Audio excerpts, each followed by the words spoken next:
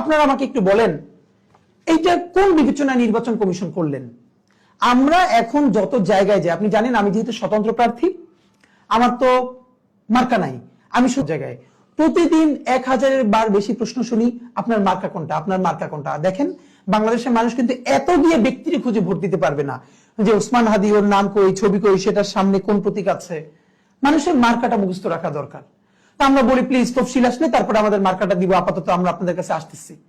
এখন আজকে থেকে যে নির্বাচনী তফসিল হলো, ধরেন অফিসিয়ালি সবাই আপনি বলেছেন 22শে জানুয়ারি থেকে প্রচারণা শুরু করবে, কিন্তু এখন থেকে তো আর কেউ প্রচারণা বসে থাকবে না, অফকোর্স করবে।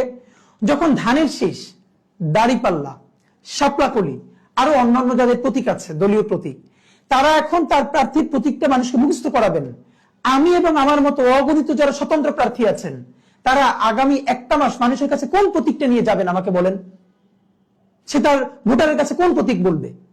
এরপর আপনারা 21শে জানুয়ারি বা 22শে জানুয়ারি যখন প্রতীক ঘোষণা করবেন, 21শে জানুয়ারি, তখন নির্বাচনের বাকি থাকবে 20-25 দিন। এই 20-25 দিনে কিভাবে আমার 3.5 লক্ষ ভোটারের কাছে আমি আমার মার্কাকে পরিচিত করাবো?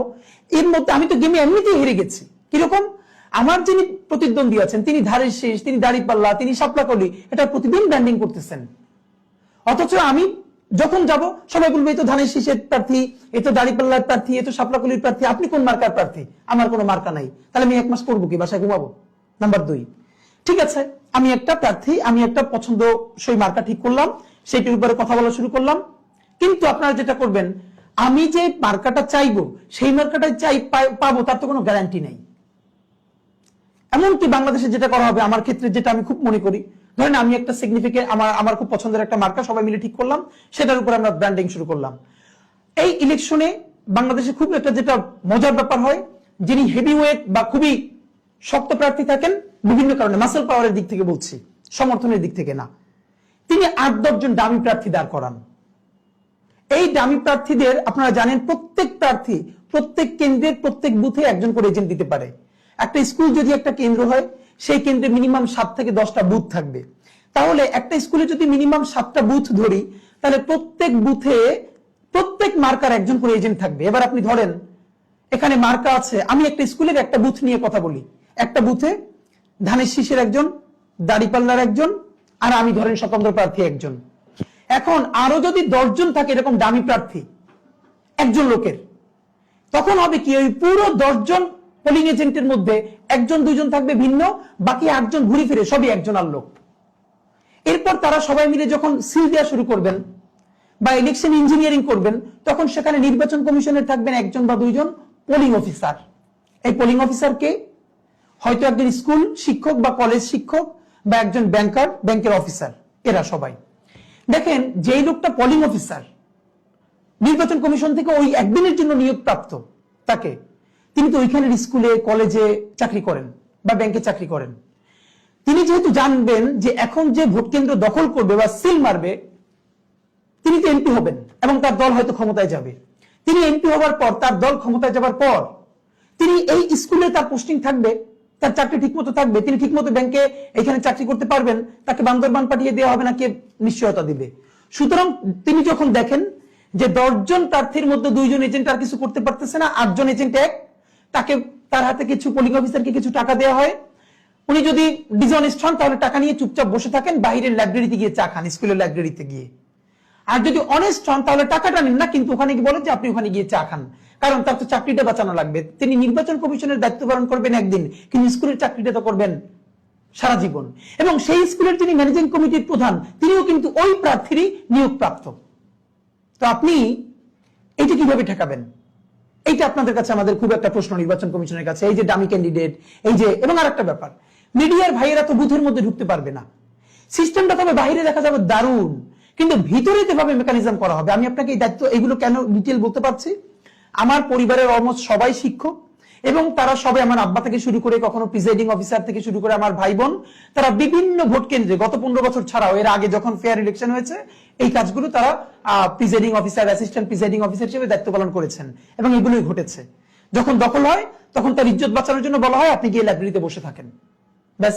এখন তিনি চাকরিটা বাঁচাবেন, না নিলে তার গায়ে হাত তোলা হবে, কি করবেন? নির্বাচন কমিশনের কি কোনো ক্যাপাসিটি আছে তাকে সেট করবার? নাই। এই উত্তরটা আপনাদের মাধ্যমে জানতে চাই।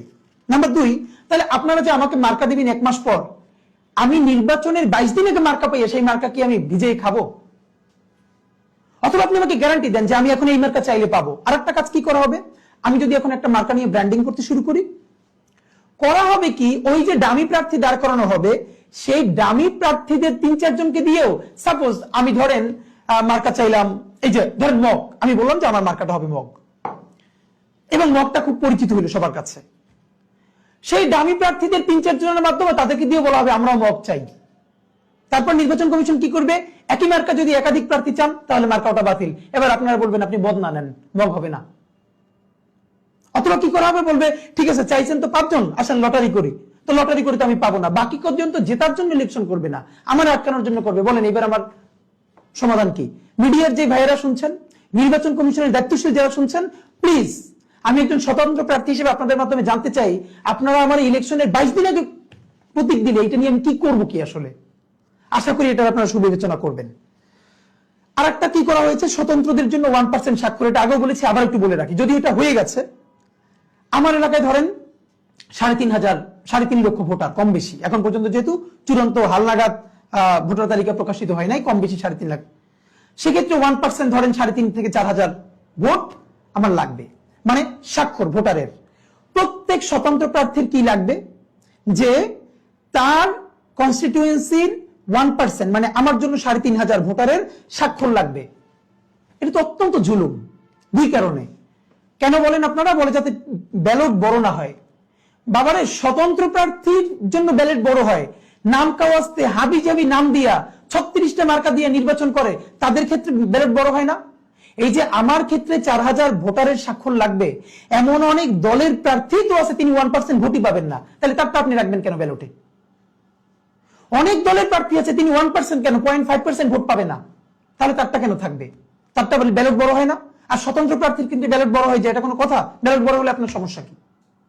এখন আমার ক্ষেত্রে কি সেটা প্রবলেম না, ইনশাল্লাহ আমি 3,500 হোক 4,000 হোক আমি স্বাক্ষর নিতে পারবো। কিন্তু এখানে একটা গুরুত্বপূর্ণ ইস্যু আছে, এটা আপনারা কেউ খেয়াল করছে না নির্বাচন কমিশনের। এখন পর্যন্ত আমরা স্বাক্ষর সংগ্রহের জন্য অনেক ভোটারের সাথে কথা বলেছি, তারা আমাদেরকে বলেছে ভাই আপনারে ভোট দিব, এটা ওয়াদা, বাসায় 5টা ভোট আছে 5টাই দিব, আমরা স্বাক্ষর করতে পারবো না। কারণ তাদের ভয়, আমার বিরুদ্ধে যারা লড়ছেন তারা যেহেতু অত্যন্ত পাওয়ারফুল, তারা নির্বাচনে জিতলে শুধু এমপি না মন্ত্রী হবেন, অনেক কিছু হবেন। এখন আমাকে ভোট নির্বাচন করতে দেওয়ার জন্য কারা অফিসিয়ালি স্বাক্ষর দিচ্ছেন, নির্বাচন কমিশনের কাছে তো এই 4,000 মানুষের রেকর্ড থাকবে। এই নির্বাচন কমিশন কাছ থেকে এইটা যে ফাঁস হবে না খুবই স্বাভাবিক, এখানে অনেক কর্মকর্তা আছেন, যে কেউ চাইলে এটাকে প্রকাশ করতে পারেন। তাদের আশঙ্কা হলো এই নামগুলো তাদের এক্সপোজ করা হবে কোনো না কোনো ভাবে। যদি তাদের নাম এক্সপোজ করা হয় তাহলে তারা তো বিরাট রিস্কে পড়ে যাবেন, যে ঠিক আছে তোমার বাসা শাহজাহানপুর, তোমার বাসা মতিঝিল, আমার এখানে রইছো ওসমান আদিরে তোমরা স্বাক্ষর করছো, ঠিক আছে দেখে নিতেছি। তো নির্বাচন কমিশন কি একবারও চিন্তা করে নাই যে এই যে স্বতন্ত্র প্রার্থীরা 1% ভোট, মানে 3,500, 4,000 মানুষের স্বাক্ষর নিবে, এই স্বাক্ষরটা যে দিবে তার প্রাইভেসি আপনি কিভাবে নিশ্চিত করবেন বলেন আমাকে? এখান থেকে যে কোনো সময়, এটা আপনি এখন না 1 বছর পর আপনি যখন নির্বাচন কমিশন থাকবেন, অন্য কেউ আসবে, তখন তো ফাঁস হতে পারে। তখন যদি এই স্বাক্ষরদাতারা কোনো ঝামেলায় পড়েন এই কারণে যে আমাকে কেন তারা সাপোর্ট করেছেন, এইটার উত্তর কি দিবেন? আশা করি আপনারা এটা নিয়ে চিন্তা করবেন প্লিজ।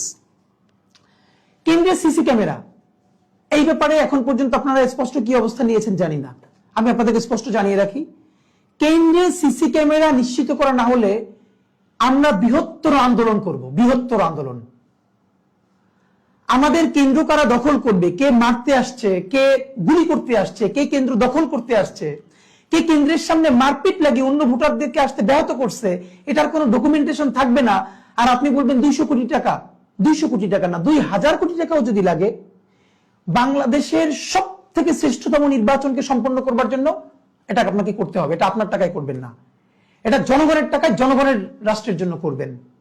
প্রত্যেকবার ত্রুটিপূর্ণ নির্বাচনের জন্য বাংলাদেশের এই ক্ষতি হয়েছে। আপনাকে যেন পরে বলতে না হয় যে আজকে সিসি ক্যামেরা থাকলে আমরা এই জিনিসটা ধরতে পারতাম, এটা চলবে না।